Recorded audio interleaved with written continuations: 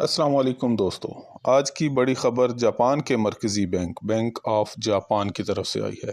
Bank of Japan نے اپنی اہم شرح سود انٹرسٹ ریٹ بڑھا کر تقریباً 1% کر دی ہے۔ بینک کا کہنا ہے کہ مہنگائی بڑھنے کے خطرات موجود ہیں، اس لیے وہ آئندہ بھی ضرورت پڑنے پر شرح سود میں مزید اضافہ کر سکتا ہے۔ اب اس کا کرپٹو مارکیٹ پر کیا اثر ہو سکتا ہے؟ سادہ الفاظ میں، جب شرح سود بڑھتی ہے تو لوگ اور ادارے زیادہ محفوظ سرمایہ کاری کی طرف جاتے ہیں۔ اس وجہ سے بٹ کوائن اور دیگر کرپٹو کرنسیوں میں آنے والا پیسہ کچھ کم ہو سکتا ہے۔